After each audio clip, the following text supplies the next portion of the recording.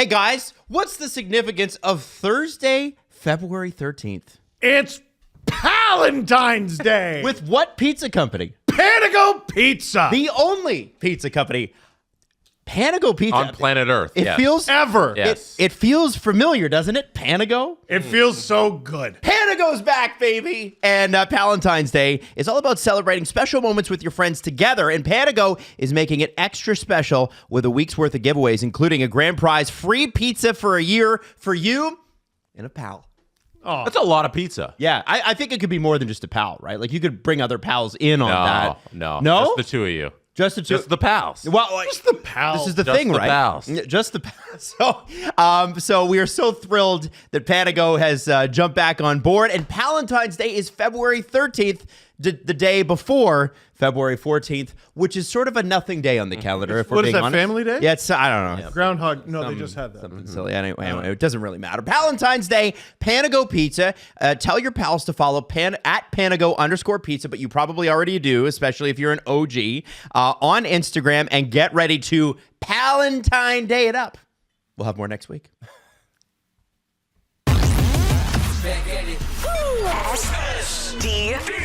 SDP, the Steve Dangle Podcast, with your hosts, Steve Dangle, Adam Wilde, and Jesse Blake. All right, late game, and lots happened, actually. But before we talk about it, I do want to mention that Boston Pizza Stouffville, we're going to be doing our live show there, brought to you by Molson, official beer for hockey and a partner of the Toronto Maple Leafs and the PWHL. It's 1060 Hoover Park Drive in Stouffville. It's Canada, Sweden. It's 5:30 doors. It's 6:30 live STP, and 8 It's o'clock urgent, Canada plays. is what it is. I mean, only a few tickets left. It's yes. Do you want to go or not? There's almost nothing left. Get in there. Get it in you. Yes. Like I got 2 coffees in me. That's right. Yeah. Yeah. This is gonna be a 3 coffee day, I think. There you go. Leafs versus Seattle. We'll start there. Actually, start here. Mitch Marner, 500 career assists. Golf claps. Yep. everybody.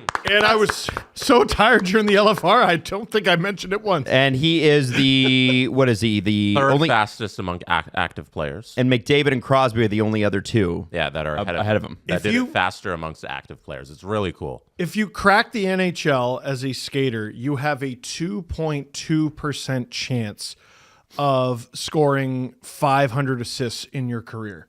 Wow. That's how special it is to hit that mark. He passed Matt Duchene, who is active and was drafted 6 years prior to him. Mm-hmm. He passed Mark Savard, Yep. who was his assistant coach, and another guy he passed with 499 career assists, Randy Carlyle. Wow. Randy Carlyle. Randy. Randy. Well, that's fantastic. Yes, Fantastic. it's a special thing to hit that milestone, and he's not 30, and he's not even particularly close to 30. And he did it on a Philip Myers goal, which we all thought. 100%. We were like, it's going to be a Philip Myers goal that he gets it on. Blasting the thing and having it hit off I think it was Matty Beniers. Yeah. And he deserves it. What, Matty Beniers? For No. looking like a man Yeah, no, screw that. at guy. 21 No. years old? No, it's I'm so jealous of his facial hair. It's Yeah, really, me too. It's upsetting. Me too. Philippe. Yeah. We really got set back last night. Well, because, when okay. TSN kept saying Philippe. So Gord Miller calls him Philippe. Jesse, you have the pronunciation list, and it says Philip on the Leafs official pronunciation list. Yeah, and him Phil. some people have told me that it's Philip. A lot of the guys, people pronounce their name wrong for years and they don't care. Like Right. Liljegren. Timothy Liljegren. Lilligren. Everybody pronounced the name differently, and then eventually when he was traded, he's like, okay, here's a point where I can switch my name up. And they're bashful. Yeah. Andreas Janssen just let us misspell his name Right. for several years. And with a lot of, we've been through this a million times, but with a lot of the foreign names, you can Englishify it and it's fine, you know, and they're okay with that. And they're like, yeah, that's how you should say it over here. But if I'm going to say it in my native tongue, it's this complicated thing with a lot of vowels in the middle that I can't say. And Right. then there's Stephen Lorentz and Philip Myers, Yeah. who We don't really have an excuse, actually. We just Steven Lawrence, like his dad is like, yeah, it's Lawrence, but it's fine. You guys say Lawrence. That's nice, Mr. Lawrence. I'm saying Lawrence. I'm done. No, I can't. Lawrence. No, it's Lawrence. Lawrence. I'm done. I asked the fucking guy, simply can't and he do it. said his name was Lawrence. Everybody on TV calls him Lawrence. I can't break. I even had listeners messaging me going, I worked with his sister at such and such thing when we grew up or whatever. Toronto, because he's from Toronto, right? Yeah. And they're like, they even say it's Lawrence. Like, and that's how the broadcast. Yeah, but you know what? We should all have a community like the Lawrence family, because everyone who messages me, they start it with, I'm from Kitchener-Waterloo, and I will die for Steven Lawrence if he asked me to. Even if he didn't ask me to, I'd die for him. I would give him my left arm if he needed it, if he required, because I am from a similar place to him. They love that guy. They do. This is definitely 2 coffees already. Yeah. Philip Myers, first goal since 2022. Good for him. And only 27 games since 2022, which kind of shows you That's insane. This is a guy who had a 4-year contract where he was making $2.5 million, and the cap goes flat. All of a sudden, that deal becomes too expensive, and he's spending a lot of time in the AHL. And I think that's a heck of a story in and of itself. He earns this 4-year deal. You think, well, I'm an NHL player now, and then all of a sudden, you're just not an NHL player. And I think he was always at least this good. Well, certainly he was, but when the economics change and what happens here, it's not the big players that get squeezed. It's the middle to lower class in terms of like how much money you're making at the NHL level. And yes, was he still making $2.5 million playing in the AHL? Sure, but I don't think that was the goal. And I think you kind of gave me a sort of a flashpoint of how lucky they are every day and how lucky they feel every day to be in the NHL. It's not because they're not great. It's because they know it's kind of on the edge of a knife, and there are so many factors that go into you playing. The fact that he's only played 27 games since 2022 in the NHL is interesting. And he's played for some real good organizations, yes, too. Tampa, Nashville prior to this year. It just hasn't worked out. Hasn't worked out. And so good for him. Happy to see it. Happy for Mitch. 500 career assists is a pretty incredible milestone. And for a Leaf to be mentioned next to 2 of the best players to ever play in Crosby and McDavid in this one particular stat, you have to understand. And a lot of you, I'm going to sound like old school Don Cherry. You kids, a lot of you don't realize how that never happened. Like my God. Before this era of Matthews, Marner, Nylander, which we do take for granted, we didn't have anybody that we could hang our hat on for that in the previous 25 years, especially people that were drafted and developed and raised in this organization. What people used to talk about when, we had Cujo and Sundin and all those guys was, Doug Gilmour should have won the Hart the year Gretzky did in 93, right? Doug Gilmour had the better year. And I actually agree with that. I think he should have won the Hart over Gretzky when he got 145 points. And it was like 100 and something assists or whatever he had. It was crazy. I don't know enough about Gretzky in that year. But after that, it was nothing. It was no one. And it was never a draft pick. And you have to go all the way back to like Darryl Sittler for that to be Darryl Sittler, Boreas Salming, Lanny McDonald era, for that to be a thing. And I think just to take a quick snapshot, gentlemen, of this decade, as much as there's been no playoff success, and there hasn't been, the regular season success is astounding, and we can't ignore that. Every, week, it feels like Leafs PR is releasing some sort of statement like, oh, Marner or Matthews or Nylander became the whatever, and they're reaching some milestone. The next goal Matthews scores, he's gonna tie Darryl Sittler for second all time on the Leafs ever. And I'm positive he doesn't care, like, even a little. Like, Marner, I watched the post-game interviews. Hey, hit 500 assists. He's like, yeah, all right.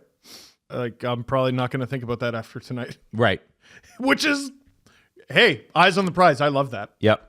Jesse? Yeah, if you look at this era, like, it's such a great point because before Austin Matthews won the Hart Trophy in 21-22 season, the last Hart Trophy the Leafs won was Ted Kennedy in 1955. Yeah. That is a long time between Hart trophies. And one thing, growing up listening to Bob McCowan on radio in Toronto, he always used to say, throughout the history of the NHL, the Toronto Maple Leafs never had the best player on their team.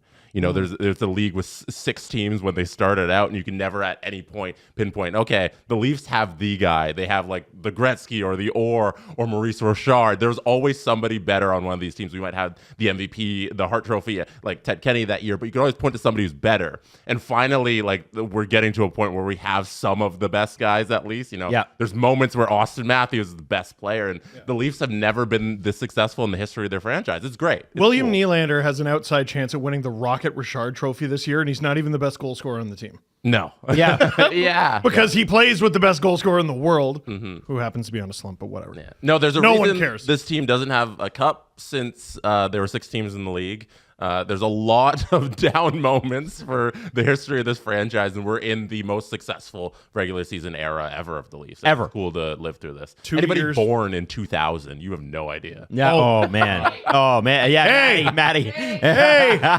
Maddie, that's true. You're a millennium baby. Yeah. On the dot, 2000. On the dot. 2000 on the dot. 2000 and No, not and 2000. not and. Not and. Not and. Just Relax. 2000. Relax. Just triple zeros, baby. Let's go. Like, even think of some of the All-Stars. Like, guys who have been All-Stars on the Leafs in our lifetime. Like, Leo Komarov.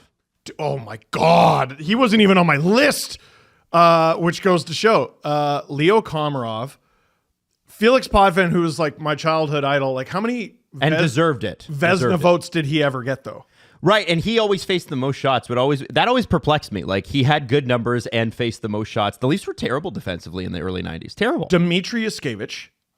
He was an all-star? Oh, yeah. Wow. Gary Roberts. Okay. I could see that.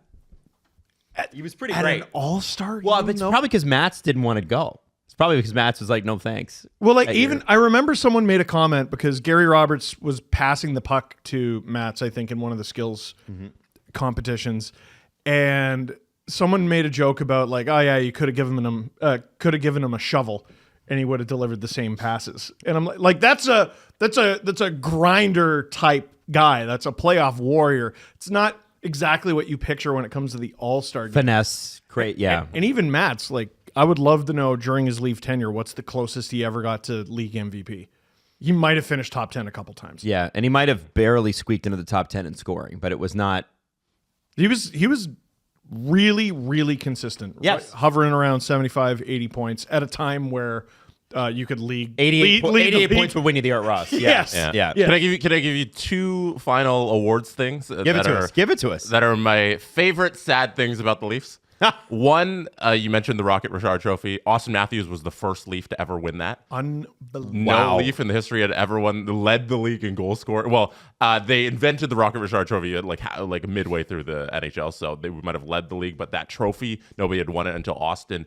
No Leaf to this day has ever won the Norris Trophy. Ever. It was invented in 1954, and no Leaf has ever won it.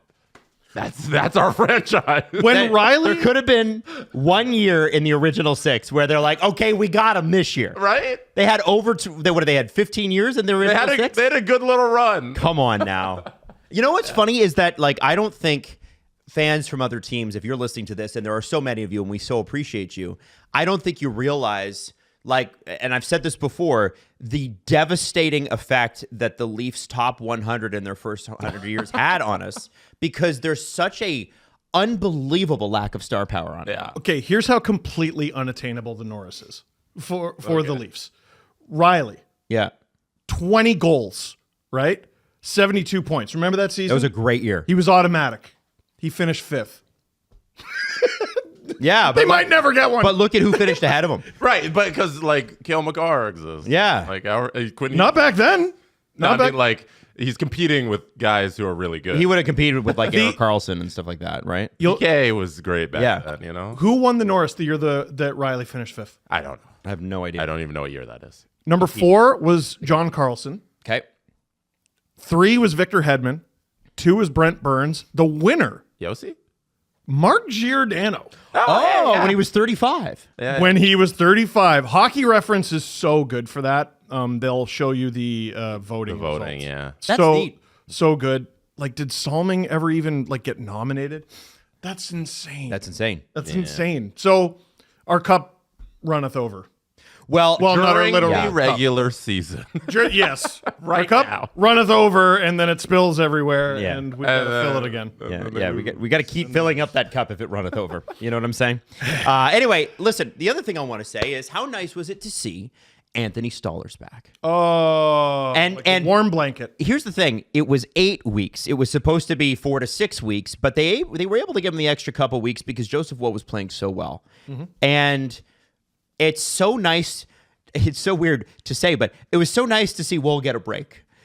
Oh my God. And for Stollers to come in and go, yeah, I could still do this, and I It's could do weird this seeing great. him on the bench. Yeah. Now that save on Brandon Montour specifically. That's when I mean he had been building up, but that glove save on Montour where he's laughing at Montour and Montour's laughing back. They were obviously friends and teammates in Florida last year. I'm like, okay, like he's not just feeling it, like he's all the way back. That's the second time this season he's done that. I might have been the preseason, but he absolutely robbed Vladimir Tarasenko. Robbed him. And just looks at him and laughs afterward. Right. That's his you won a cup with that guy. Adam, do you want to talk about the conversation we had? Which is Because Adam asked me on Wednesday or Tuesday, I forget, or did I see you on Tuesday? I don't know. Anyways, Adam asked me, he's like, there's one random comment in my stream, and they're like, Anthony Stollers is going to come back this weekend. Should we check on this? Yes. And I go, Adam, he's gonna wait till after Four Nations because Stollers has been practicing fully with the team since the 28th of January. And he's just been like, okay, I'm good, but I'm not good. I want Right. to be 100%, and then I'll get back into the lineup. And I was like, he's not going to just decide one game before Four Nations to just come back. You don't need to check on that stuff. And then before even when the random comment predicted, which would be the Vancouver game, Right. before even then, he's like, okay, I'm good to go. I think we have sources in our chat for because Jesse's Yeah. he's like it's a random guy in the chat. He's like I haven't seen that report anywhere, and I hadn't either. I was like Jesse, have you heard of this? No, because he's ready, but he's not. It's up to him when he wants to be ready. Right. I was like, he's gonna wait. What are we talking about here? Yeah. So I was like, yeah, don't even check on that. And then all of a sudden, he decides Yeah. to even jump that, and he's back. So yeah, he's a very he's very careful. He loves sports.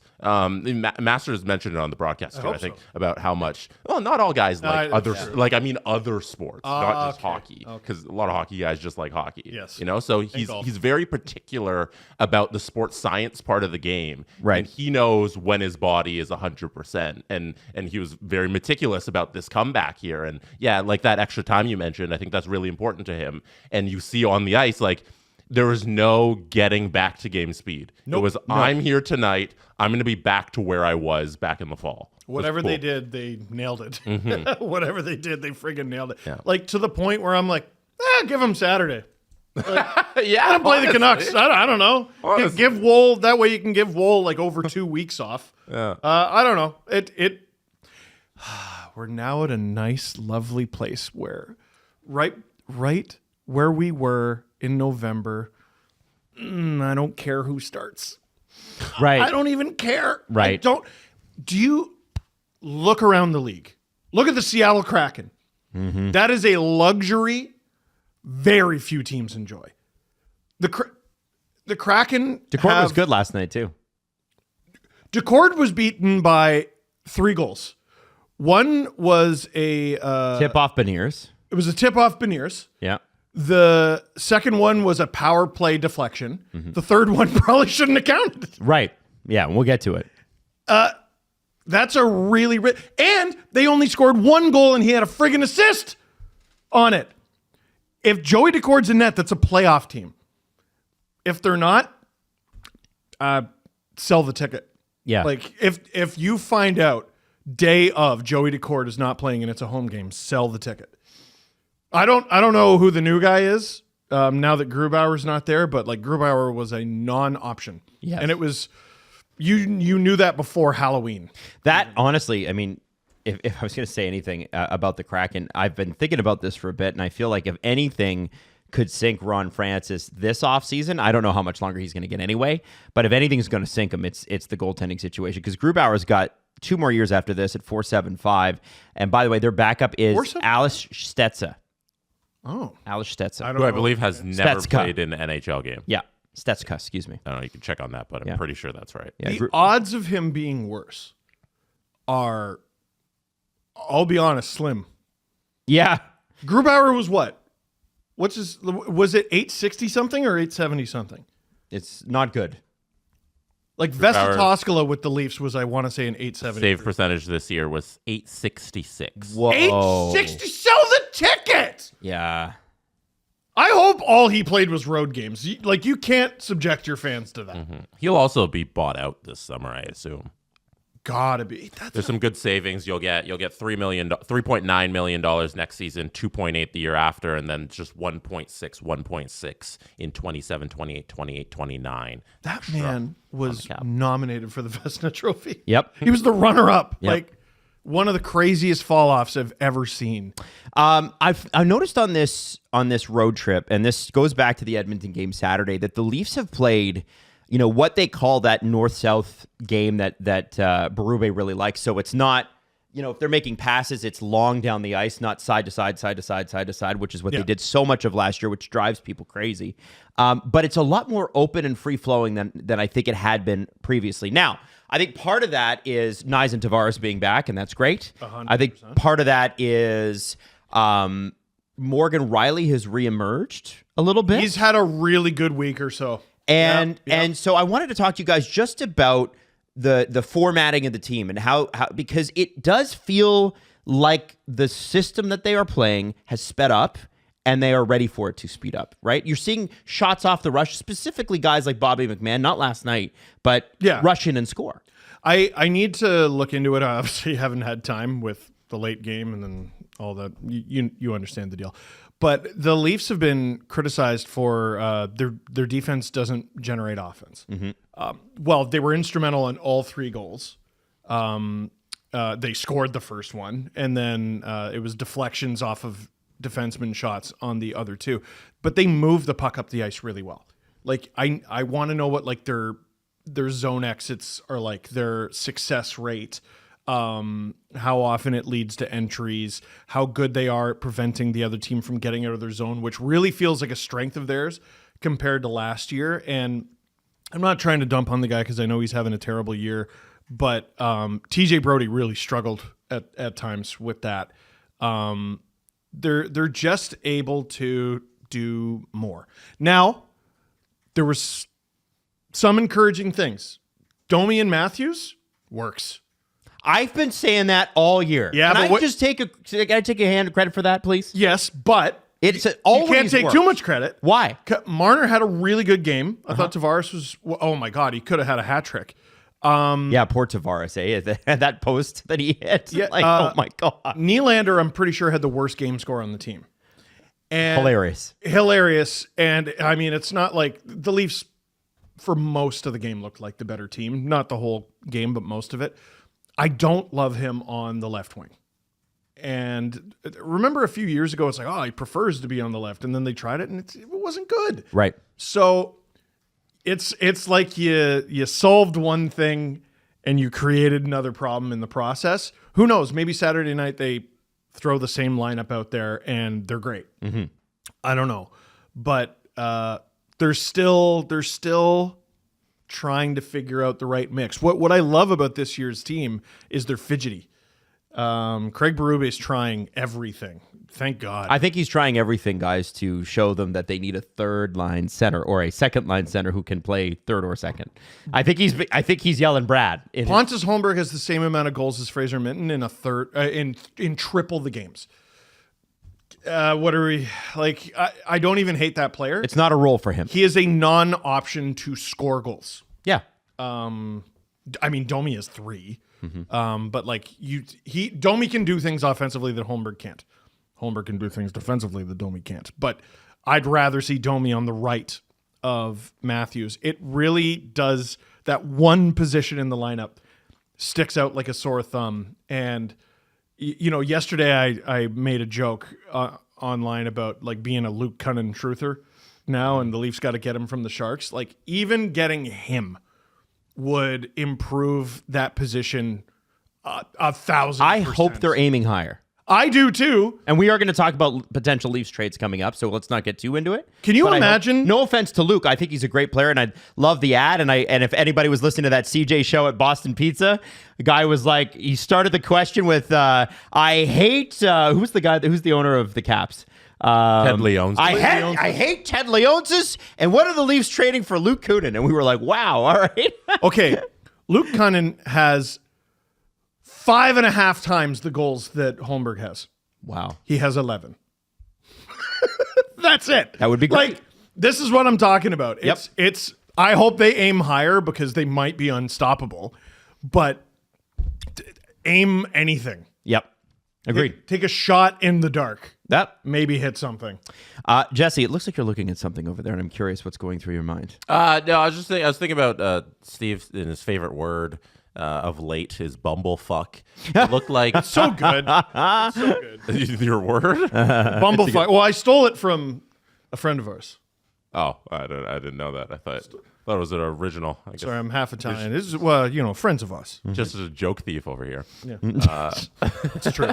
It's true, but they wouldn't want credit for it, though. So I was thinking about that in relation to William Nylander. You talk about him playing on the left side. Last night, like, he bumblefucked the puck all over the place. It looked like he hated playing on the left side, you know? When somebody's that successful of late and you're almost leading the league in goals, it feels wrong to move you off of that position when something's working so well to then be like, okay, go play the other wing, see what's up. And it didn't seem like he liked it a whole lot. No. So I don't like the fact that putting Domi up there pushes Willie to the left because he doesn't look comfortable. So they got to figure out a way. Maybe it's giving him his own line. Maybe it's giving Marner his own line, which I know he's never done kind of in the era of the Leafs, where he's had to drive a line with two centers that aren't Matthews or Tavares, with a center that's not Matthews or Tavares. So that'll be interesting. But there's still a lot of stuff they got to do with the outside of the core four. Yeah.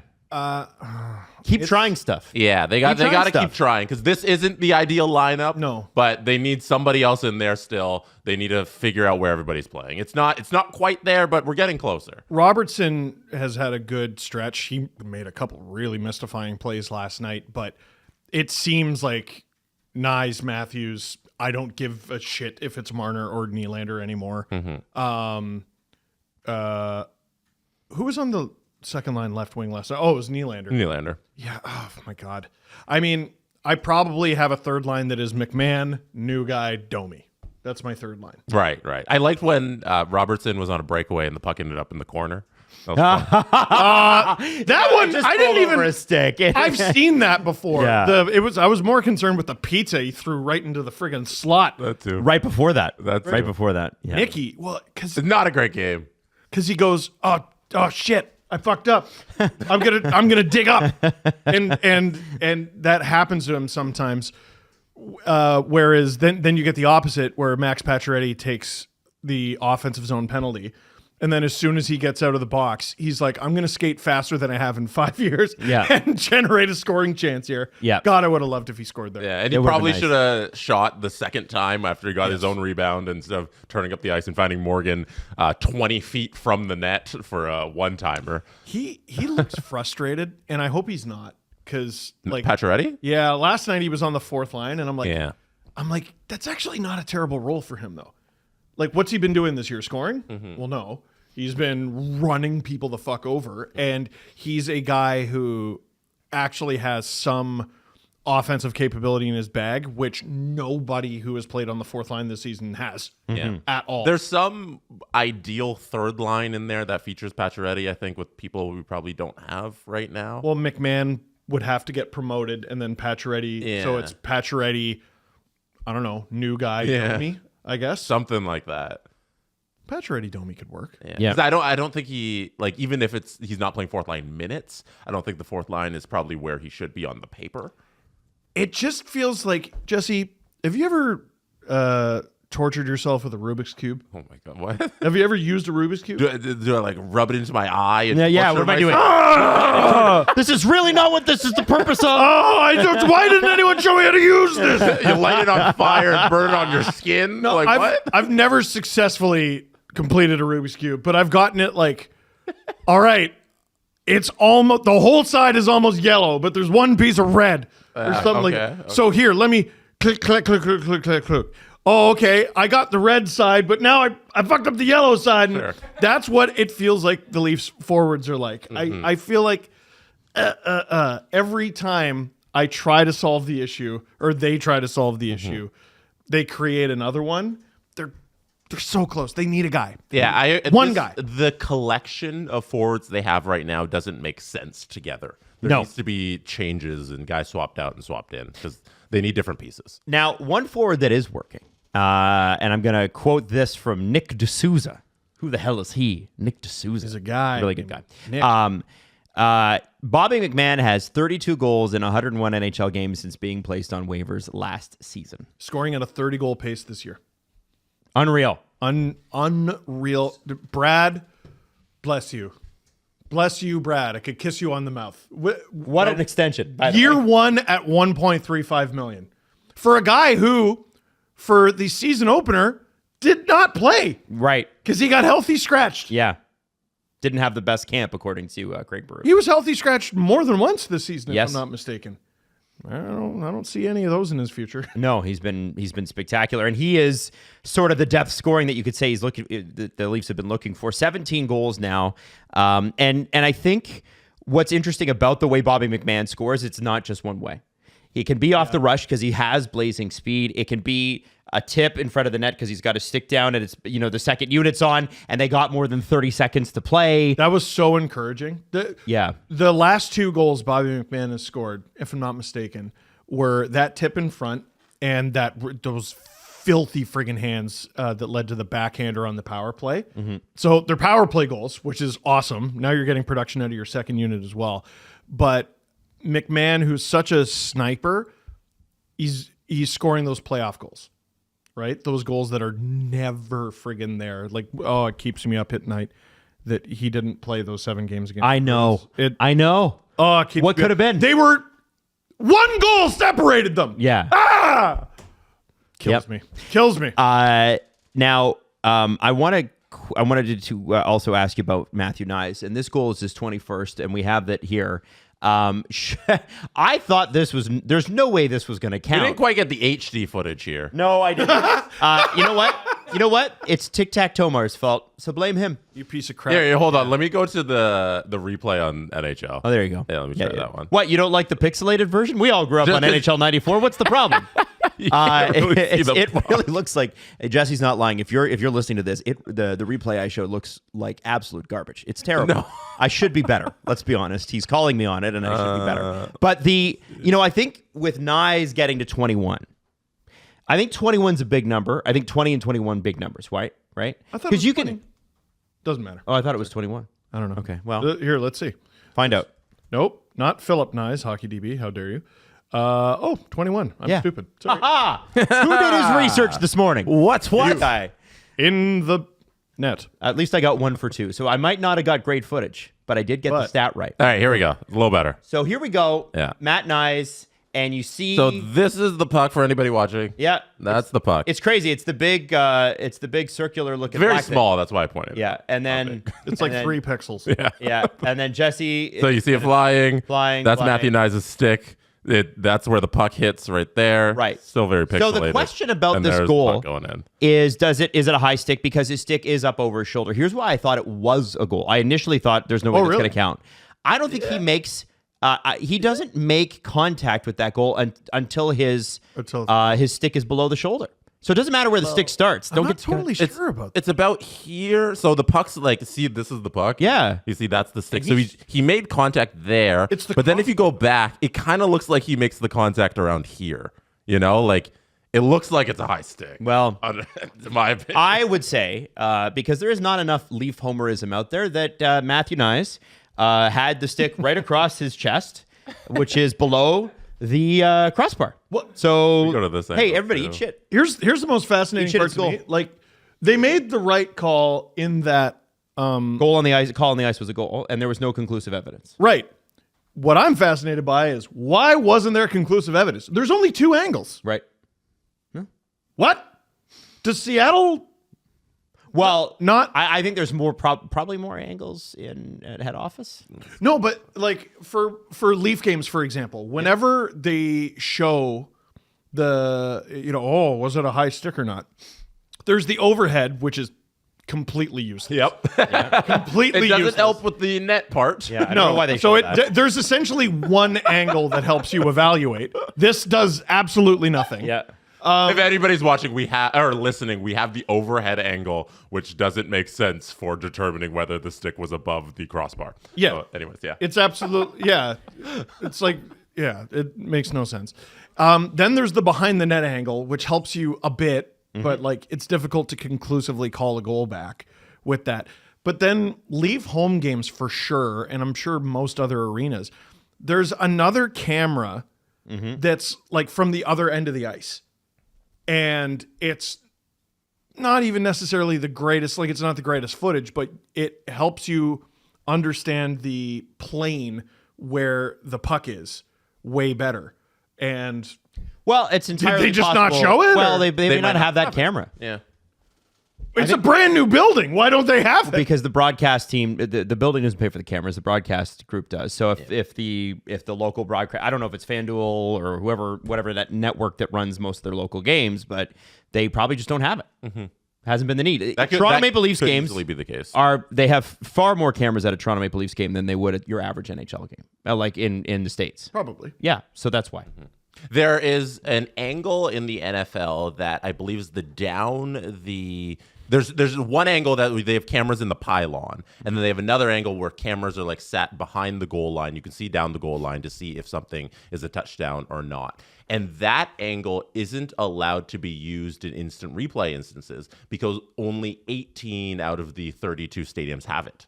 Oh, So you can't say that we're allowed to use this in some stadiums and some other ones. So I don't know if this applies to the NHL, and this is what we're talking about. I just think it's an interesting parallel in that, yeah, there are cases where that's the biggest league in North America. They only 18 of the 32 stadiums have that camera angle available. I don't get that at all.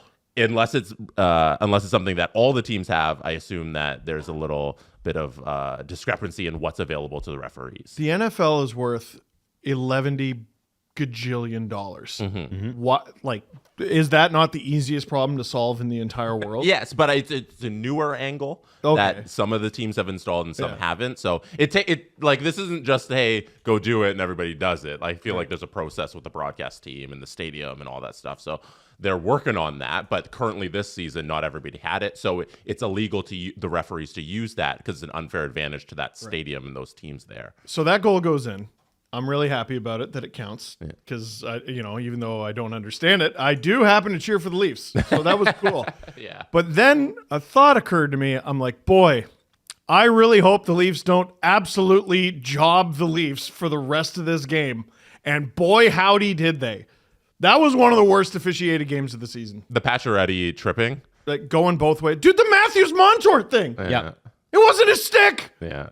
And they took no care to like investigate. No, and that drove me up a wall because Seattle called a timeout. You now have 30 free seconds to look at a screen and make the right call. Can't be arsed. You stink. That should be somewhere in the rules. It's like, hey, we can just flip this. If there's a penalty call in the final 2 minutes, they can investigate. Can't someone call and be like, yeah, no. Yeah.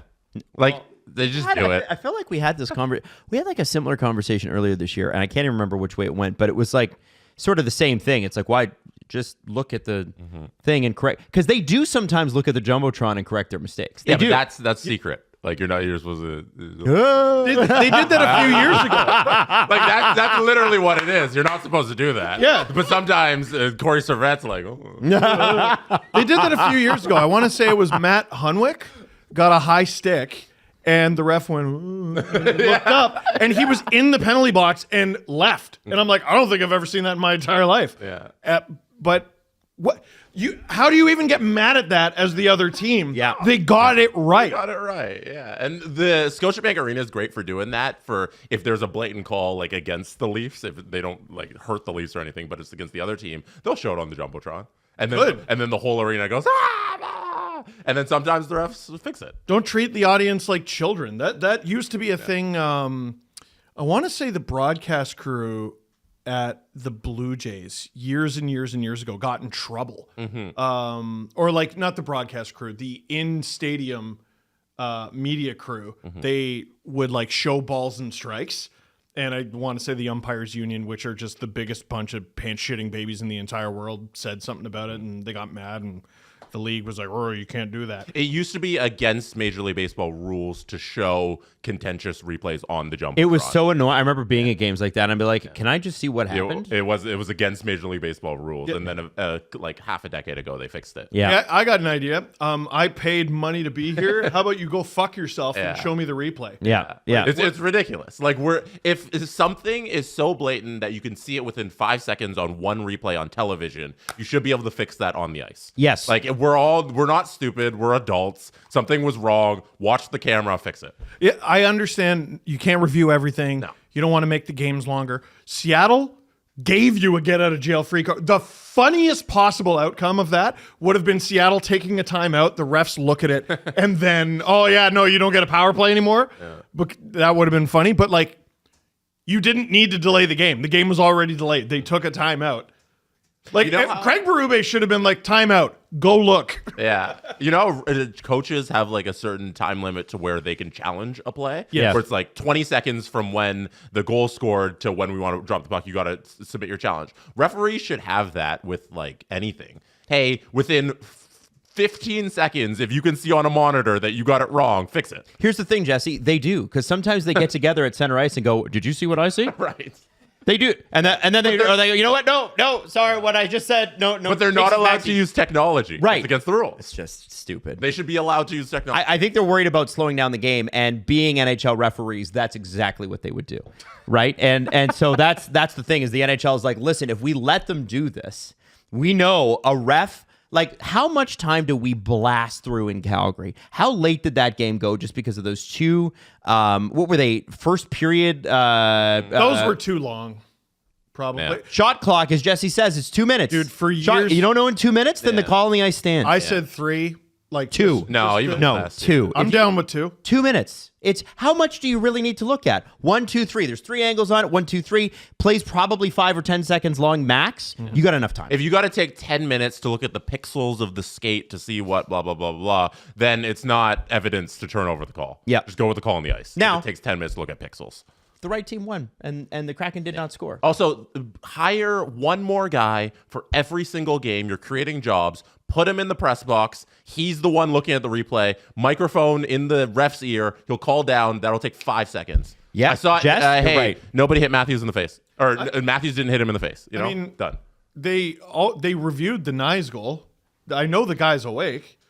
Just call him. Be like, hey, was that? Yeah, no, it wasn't. That's not how okay. job. That's not their job, right? You I gotta know, have somebody but- there. I also think take one of the refs off the ice. Just take. We don't need 2 of them on the ice. One's fine.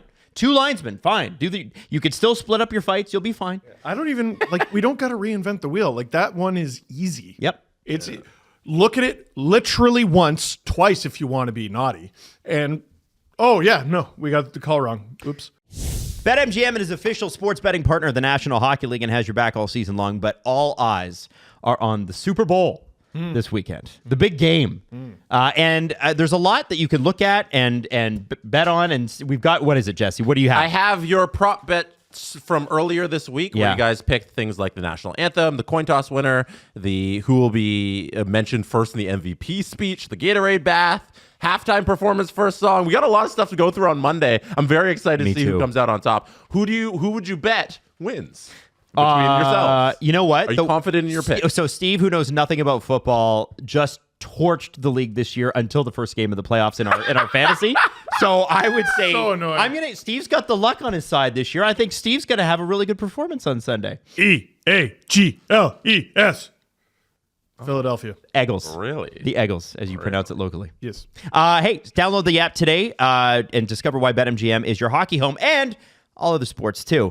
Raise your game to the next level with BetMGM, a sportsbook worth a celly. BetMGM.com for terms and conditions. Must be 19 years of age or older to wager. Ontario only. Please play responsibly. If you have any questions or concerns about your gambling or someone close to you, please contact Connects Ontario, 1-866-531-2600 to speak to an advisor free of charge. BetMGM operates pursuant to an operating agreement with iGaming Ontario. Yeah. Now let's talk a little bit about Seattle here. Shane Wright has broken out in the last 20, 25 games. Matty Beniers has, after winning the Calder Trophy a couple years ago, not had. Excuse me, I'm going to sneeze here in a second. Sorry. Matty Beniers is. That's all right. There was a dad sneeze. Matty Beniers has not had the best year and a half since that Rookie of the Year. It feels like Seattle should be better. I look at this team. And I'm like, you guys should be better. You have a good goalie. The roster's pretty good. I know they don't have like elite high-end talent yet, but I think they're relying on Beniers and Wright to get them there. Like, they're a solid hockey team. Something though. There's a je ne sais quoi. Yeah, you know? no. There's a high end that's missing, and I think they're hoping the high end develops. Like they're hoping Beniers becomes that. They're hoping Shane Wright becomes that. And who did they draft? They drafted really high. Good question. 2024 draft. How's that? NHL draft picks, and I'm going to look. 2024, it's Seattle. It is Berkeley Catton. Oh, okay. Yeah. Oh, well, there's a really high-end talented player. Offensive talented player. I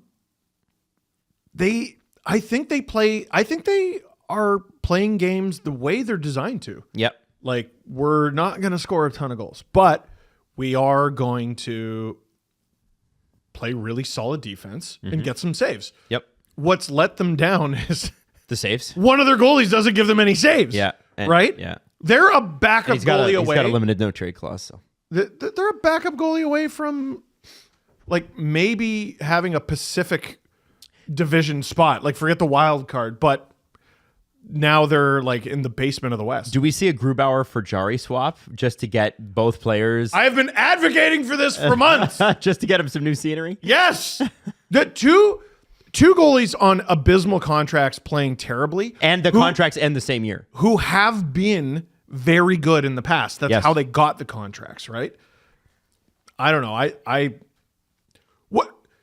What's the worry? Oh no, what if Jari's bad?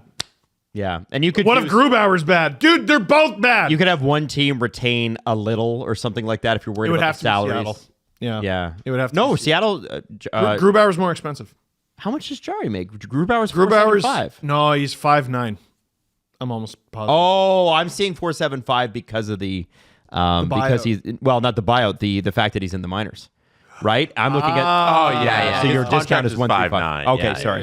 Yeah. Wow. Jari's 5'3", 5'5". Yeah. There you go. That makes sense. Like, All right. there's got to be something there. But, like, okay, what steps have they taken to fix that problem? Well, they went out and they got Eli Tolvanen. Holy shit. Guy can fire it. They went out and they got Capo Caco. Holy shit. Guy's been really good for them. So, like, I know Ron Francis, his name has come up, on the hot seat a few times. I still look at them and I'm like, They're not poorly run. No, I think they're doing the right things. It's just when you have a single solitary goalie, and he got injured too. Like he was out for like 2 weeks. I'd love to know what the record was while Decord was out. When you have a single solitary goalie, it's hard to win hockey games, man. They've gotten, I'm pretty sure the answer is 5 non-Joey Decord wins this year. You're not going to the playoffs with that. No. You're not even close. Yeah. You're not even close. Yep. Yeah, and they don't think they have the elite talent up front to offset that. No, they don't. Yeah, they're decent in goals for per game. I think they're like 14th, but their special teams kind of stinks. 26th in the league in power play, 23rd in penalty kill. And when you get to the playoffs, the team with the best PK penalty kill split usually wins the championship. Yeah, right? special teams is where a place you can take advantage of teams that are just better than you on paper. Yeah, and they're not able to do that. Like here, let me correct myself a little bit. They have correct yourself, idiot. 1, 2, 3, 4, 5, 6, 7, 8, 9, 10 players with 20 or more points. That's pretty good. Like not every team can boast that. No one's even sort of close to a point a game. Their leading scorer is Jared McCann with 42 points in 56 games, which is good. But for it to lead your team, like someone hit, wasn't it 70 the other day? Holy shit! Like it's a pretty big gap. But like McCann, Stevenson, Schwartz, Bjorkstrand, Beniers, Wright, Montour, Tolvanen, Dunn, Riker, Evans, like. These are all solid players, but like you need, as Adam said, the je ne sais quoi. Yeah, they need the high-end talent. Like I said, 5-on-5, they're 10th in the league in goals. That's pretty good. Where you're going to get the special players, the special teams, and their power play just isn't good enough. Yeah, you know what would have made sense for them in retrospect? And it's funny because, Columbus paid this team to take this contract. They paid a little bit more. Like, it was Patrick Laine. Patrick Laine would have made a lot of sense for the Kraken.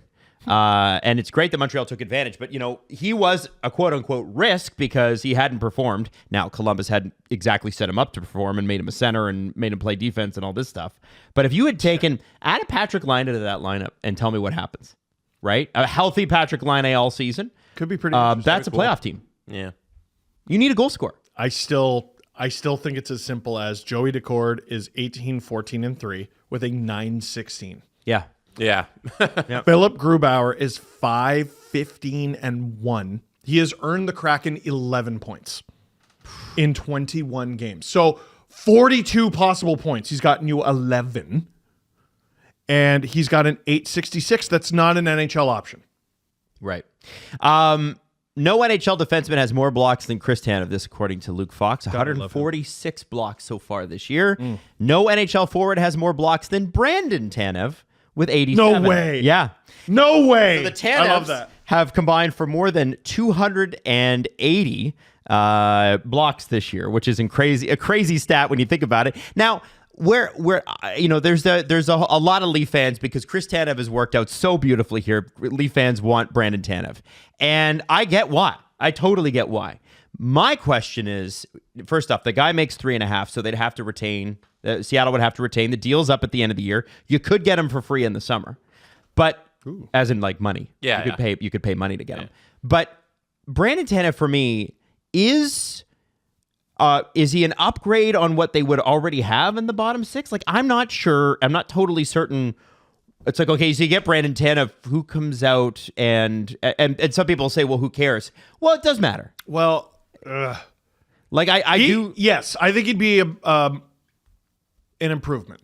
Like here's He's a valuable player, no question. It's just sort of my thing is like, okay, on the list of things they need, depth forward who doesn't score much and can kill penalties. They got plenty of that. Well, Yarncroke's not even back yet. Let's rank left wingers. Yarncroke can play left wing. Okay, there you go. Very good. So I probably hold off and see how he goes. Nyes is left wing. Yep. Hooray. McMahon is left wing. Hooray. Nylander. No. Domi. No. Robertson. No. Has Marta played left wing? Much? No, never. Never, not once, I'm pretty sure. He plays like left on the power play sometimes. He's been at the point recently. Then you're getting into like Holmberg. No. Dewar. Pacioretty. Is Brandon Tanev an upgrade on Max Pacioretty? I have no idea. He's got 9 goals, 7 assists, and leads all NHL forwards in block shots. Okay. I'm not saying throw Pacioretty out the door. That's why I have both. Why not have both? I kind of like him on the fourth line. So if your left side then is Nyes, McMahon, Brandon Tanev, Pacioretty, is that so bad? Or Yarncroke in there somewhere too. Yarncroke, who can play all 3 center positions. He just hasn't really done it with the Leafs. I like that. It still doesn't solve your... the scoring problem. Would it help you? Sure. Yeah. Does it address your main problem, which is center? No. Yeah, when I hear that, I'm like, okay, well, aim higher. Like, have bigger goals. Brock Nelson exists. Dylan Cozens exists. That'd be pretty cool. Braden Schenn exists. And all 3 of those names, so I'm glad you brought them up because we're going to talk about them right now. So all those guys are on the trade block. Aim higher. Go get somebody who's good. I keep looking at one-stop shopping. Like, they could get a defenseman from Seattle. They could get Brandon Tanev, but, like, it doesn't solve the center problem. Steve, Kyle Dubas isn't here anymore. I know. You don't need to go get... He loves doing that. You don't need to go get 8 guys from one team anymore. Kyle Dubas will look at a sandwich and be like, just give me the crust. Just get a nibble. The reason, like, I was thinking Luke Cunnin is I was like, maybe you could get noted Alan Walsh client Jan Ruda in that as well. Right shooting defenseman. He's won cups. But here's what I'm thinking. Or here's what I want to bring up. So Jesse brought up the three big ones that have been mentioned. Obviously, I've been on the Brock Nelson bandwagon for a while. There's some reports about him today. I want to talk about them. Dylan Cozens. There are reports the Leafs called. I don't get it. We don't talk about it. I don't get it.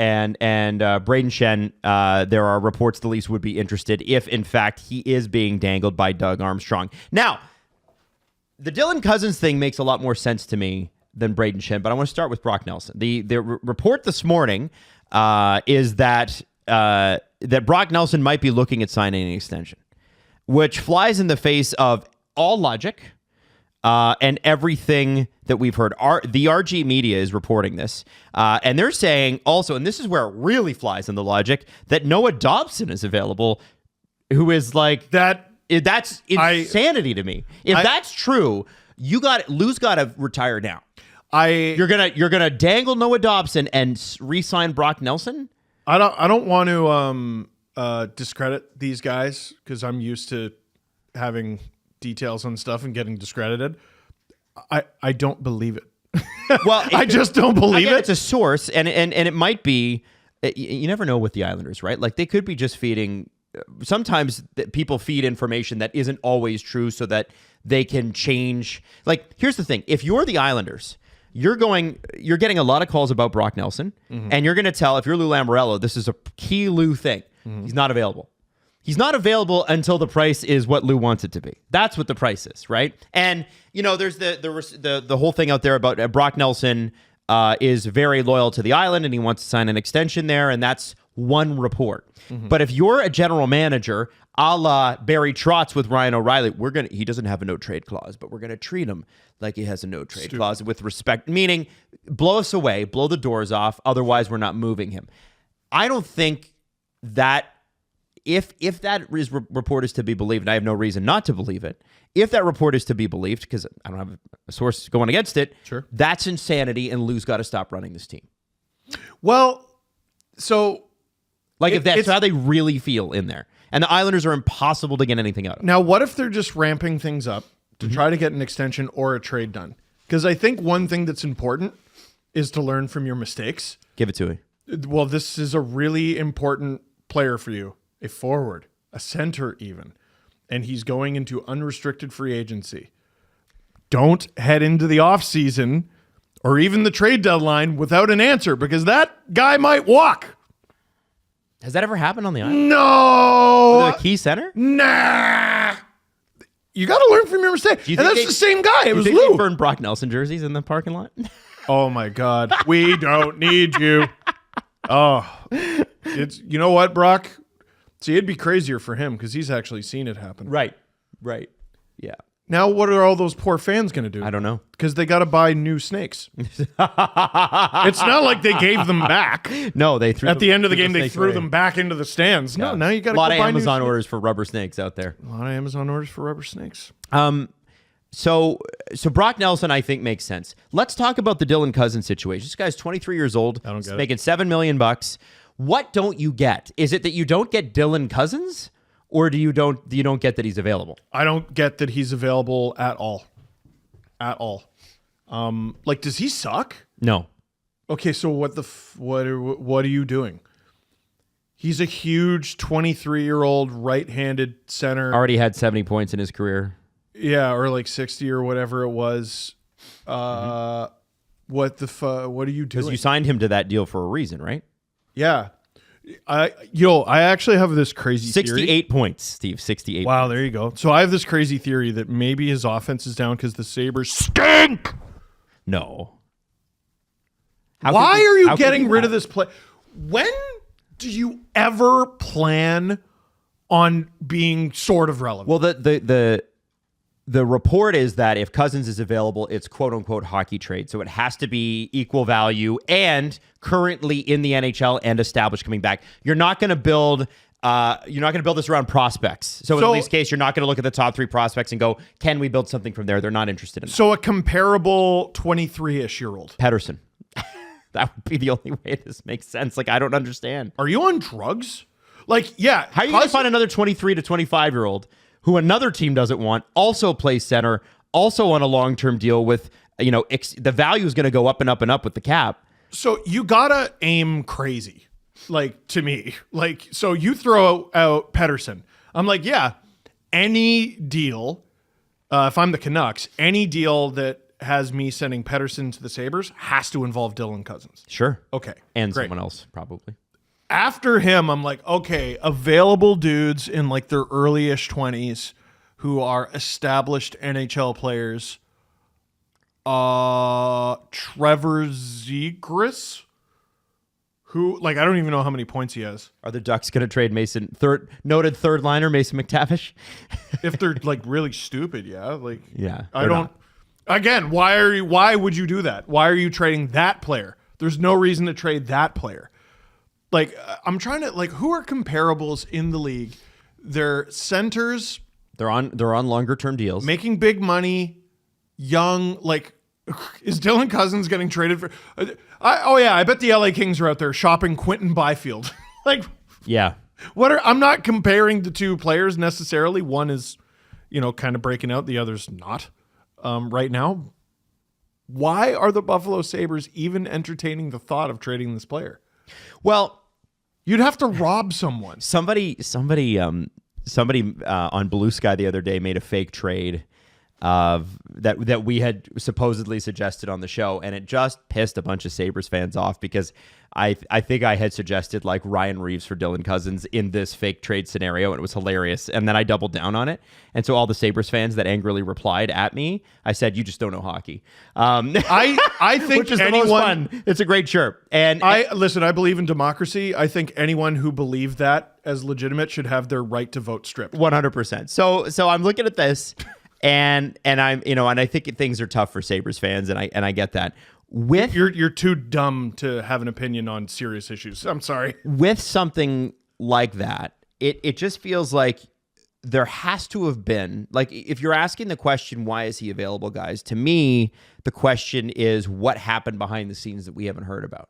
Has the agent, has there been dialogue between the team and the agent and also the player of, yeah, you're not happy here, we're not happy with you here.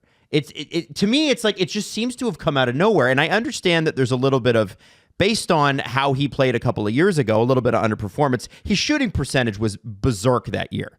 It was 14.7%. The guy's normally It's around. not berserk. It's berserk It's for high. him because the rest of his seasons he's been in around 8 or 9%. So, he's probably a 25 goal guy, maybe not a 31 goal guy. Has the team gone to him and said, this isn't good enough? Is the player going, I want out, I'm not happy here, I regret signing this? To me, there's more smoke here than really anyone's looking at. Like, what possible problems do the Sabres look to solve by trading this guy? And again, it goes back to who would be available. Why would the Canucks give you Pettersson now? And I'm looking at this and going, there's a relationship fraying here. And that's why this is happening. With the Sabres? I wonder. Oh, no way. I don't know. No way. Well, no. Like, I'm sorry. I'm not mocking you. I'm mocking that hunk of garbage franchise. How many more times are you going to do this with everyone? Right. Like, don't make me feel bad for Sabres fans, man. I grew up hating them because they would beat the Leafs in the playoffs, all right? Mm-hmm. All right? I hated playing Dominic Hasek as a kid.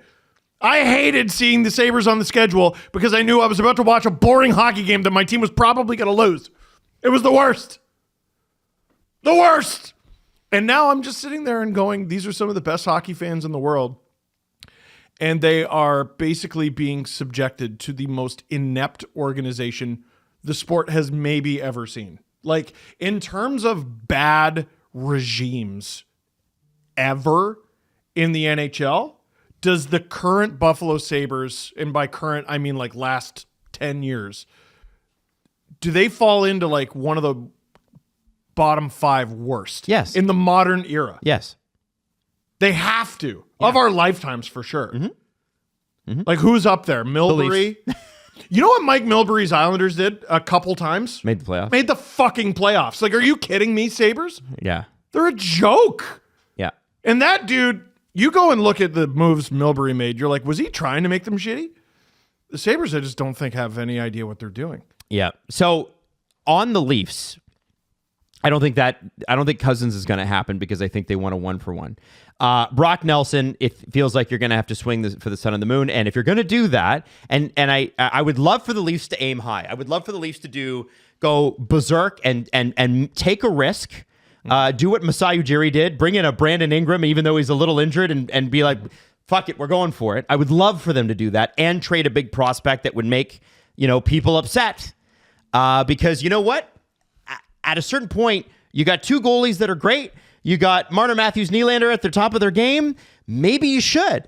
And so if that's not the guy, and I don't think Cozens is going to be the guy, if Nelson's the guy and you're going to spend that kind of asset, I would want you to have an extension in place. The last guy I want to talk about is Brayden Schenn, guys, that is just apparently maybe become available. He does have a no-trade clause. He'd have to want to come to Toronto or any other team that wanted to pick him up. To me, he makes a lot of sense for for a lot of teams because he's a very good player. But this is a player in Brayden Schenn that is 33 now. That makes me so upset. I know. I covered him in junior. That makes me so upset. But are you and what Dreger said? He said some believe there's the potential of Brayden Schenn being traded by the St. Louis Blues. He is their captain. He does have a full no trade, so it would be complicated. But we know Doug Armstrong can be very aggressive. The return would have to be mammoth. Is there a team willing to pay it? And is Brayden Schenn, guys, the guy that you want to have a mammoth, like the mammoth return for? Are you willing to pay that price for a 33-year-old? He'd be an enormous improvement for the team, but mammoth return for Brayden Schenn, I think you need to check your calendar. He had 46 points in 82 games last year. He's got 30 and 55 this year. So about the same pace. You got to check your calendar. Jesse, thoughts? Yeah, you got 3 more years on that contract, too. It's $6.5 million. So what you're paying for is to commit to Brayden Schenn being your third-line center for the next 3 years under that contract, because I don't think you're going to be able to move it again. Or get retention, right? Or get retention. It seems like the cost shouldn't be that high considering you're taking on all of those years for a guy who's 33. Yeah, I feel like that's how you should go into the negotiations with Doug Armstrong. It's like, I'm taking a risk here by buying a 33-year-old with 3 more years on his contract whose performance has only declined over the last half decade. Hey, here, you want mammoth return, Doug? Okay, you don't have to retain. Yeah, right. There's your mammoth return. Is you don't have to. I don't think that price should be astronomical on the Leafs end. It should be a fairly simple deal if they want to do this one. If the price is too high, don't do that. Yeah, that's not for you. And I like Brayden Schenn. He'd excellent. Third line center next couple of years, $6.5 million only looks even better as the cap keeps going up. It's excellent price to pay. But if it costs you a lot, don't pay that. Move on. Get something else. 40 points in 75 career playoff games. He has not played in the playoffs since 21-22 because the Blues have not been in them. Can I offer are we done with Brayden Schenn? Yeah. Can I offer who I think is a sneaky front runner to get Dylan Cozens? Yeah. I want you to tell me what Nico Hischier, Brendan Dillon, Jake Allen, Jonas Siegenthaler, and Eric Holla all have in common. They're Devils. They're Devils. And they are also clients of Dylan Cozens' agent. Oh. So you think he's just trying to get them all on the same team? Why not? Infinity Stones. And that's not even all the Devils. What's the agent's name? Sorry? What's the agent's name? Alain Waugh. Okay. Who also happens to represent both Joseph Woll and Anthony Stollers. Oh, cool. So thank you, Alan. You're like one of my favorite people. Yeah, I mean, listen, that would be great. I think I would like to see the Devils add some toughness up front. If I'm a Devils fan, I think they need to get a little meaner. I mean, the workhorse from Whitehorse. There's your guy. The World Juniors weren't that long ago, man. That's the workhorse from Whitehorse. You got to get him on your squad. Yeah. Well, we'll see what happens with him, but it doesn't seem. Again, I still go back to Brock Nelson's the best fit for the Leafs. He is. He is. He finishes. Okay. We're talking about like putting a guy between Max Domi and probably Yarncroke or something like that. You need a guy who can finish. Man, he's got to score goals. You can't get another guy who just dishes the puck. What's Max good at? It would be like Marner Matthews, but on the third line, just dishing to each other. I'm not over the moon about giving up big assets I'm down with it if it brings in a young, like if it brought in Dylan Cozens. If it brought in Dylan Cozens, I'm down. I'd do it. I think I prefer Braden Schenn over Brock Nelson. Maybe. I don't know. I think that's weird. No, Nelson's weird. he's a better offensive player. It's just, and he's been deep in the playoffs a bunch of times. You're right. Brock Nelson's probably the better option. Like, we got to let go of, hey, Easton Cowan could be one day good. Like, who cares? Yeah. What if they win now? Yeah. Yeah, you know what?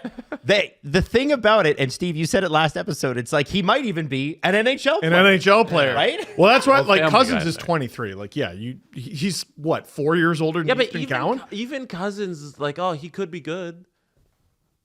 Oh, Like really? Yeah, no, in comparison to Brock Nelson. Yeah, agreed. This season, Agreed. You're talking about Brock Nelson versus Dylan Cozens. One of them has done it for his career, and the other one's on pace for like 50 points. Yeah. Yeah, but with Cozens, you get a guy forever and ever. I'm not thinking about that. I'm thinking about winning. You should. No, You're a GM, aren't you? This year they need to win. They need to win like, this year. It's not an option They have anymore two- for the they- Toronto Maple Leafs. They have two goalies who are in the You top need to win. top 6, top 7 in save percentage. I hate Top that one? attitude. You got to Top get it. one. You got to get it. And look at Brock Nelson is coming off of 3 years, 37, 36, and 34 goals the last 3 years. He's got 16. I'd this like year. to apologize for what I said about Nelson behind Schenn. That's a stupid thing to say. Yeah, and also Nelson is 33 years old, but he's on an expiring deal. And in the playoffs, Brock Nelson, 78 games. Remember, Schenn had 75. 40 career points for Schenn. 50 for Brock Nelson, and 27 of those are goals. The last time the Islanders were in the playoffs last season, he had 2 goals, 2 assists in 5 games. Imagine a forward on the Leafs with 2 goals and 2 assists in one playoff series. Can you imagine? Nelson having that many points in the playoffs is crazy because those Islanders teams would have won games -1-0 if. But somebody scored for them, and it was him. Oh man. If Man. the Leafs, it's not an option. It's not on the table to lose to the Red Wings or the Sens or the Lightning, No. whoever's in that first wild card spot or the second seed or the third seed in the Atlantic in the first round. Like, it's not an option anymore. And if Cozens makes you better in 2026, but Brock Nelson makes you better right now, you have to go after the guy who makes you good right now. That's their should be the start and end of everything in their trades. Can I tap the microphone for a sec? The Islanders are 4 points out of a playoff spot with a Because they game in won like hand. 8 games in a row. Yeah, they're on a tear. 8-2 in their last 10. Which could take Brock Nelson off the board. They're They've 5 gone- points behind the Sens with 2 games in hand. They've gone 8-2 and they're still like three spots out of a playoff spot. But they were a million points behind. Yeah, that's what I'm saying. Like, they were really bad. So there's a wait and see with the Islanders to see what they really are. Are you your last 10 games or are you the previous 40? You know? Yeah. So that's why I'm waiting and seeing. There's like 2 teams out of it in the East, and one of them rhymes with Buffalo Sabres. Yep. This episode is sponsored in part by BetterHelp. For whatever reason, sometimes you go, I need to talk to somebody. Somebody with an education who perhaps doesn't know me and can give me an unfiltered perspective that perhaps I didn't think of, that I can't get from my family or friends. And that's why we recommend podcasting. No, therapy. Therapy. Therapy. Therapy. Therapy. Yes. Yeah. Guys will do anything. Start a podcast before going to therapy. Yes. We're guys that started a podcast and went to therapy. And I'll tell you, it worked for us. And BetterHelp can work for you. It's great because here's the great part about it. I think the first thing is that it works within your schedule. You can do it any way that you want. It can be on the phone. I had therapy yesterday. I had it on the phone. You know, Steve is working his way to become a therapist on BetterHelp. Did he? He's Is taking he? night classes. Wow. Yeah. That is no, I'm not. Oh, you're not anymore? Can you imagine Steve as a guest anymore. therapist? You stopped? Steve is a guest therapist on BetterHelp. No. They don't offer that, but they do No, they offer don't. tens of thousands. There's so many people that work for this company. 30,000 credentialed therapists, wide range of specialties. You can easily switch therapists anytime at no extra cost. And that's the key, right? Sometimes you're a good person, therapist is a good person. You guys don't vibe. You need to find somebody you got a little chemistry with that you feel like you can open up to, and BetterHelp lets you do it. It is fully online, making therapy more affordable than ever, and it serves over 5 million people worldwide. Visit BetterHelp.com/STP to get 10% off your first month. That's BetterHelp, HELP.com/SDP. Let's follow up on our Buffalo Sabres from last episode as well, because I called them a cheesy, corny organization, and I meant it, and I'm not standing down on that, and I think Sabres fans agree. You'll remember that Stefan Nason crushed Tage Thompson. And even though it was a clean hit and there was no suspension, and Nason was kicked out of the game, so there was some penalty for it, the Sabres did nothing about it the entire rest of the way, except for they did win. But there was no standing up for their guy. And Lindy Ruff did talk about the fact that, well, should have grabbed somebody, should have done something. So what do? The next game, they start Dennis Gilbert and Matthew Olivier's in the starting lineup for Columbus. And I assumed, that probably that fight was staged before, like they agreed to it beforehand. That's not what happened, but I thought you'd find Matthew Olivier's comments today about it pretty interesting. Mark Shag, who is the Columbus Blue Jackets writer for... the hockey writer. He's a great guy, great Columbus follow. If you haven't seen this, they asked him about it, and here's what he said. There was no conversation before the game.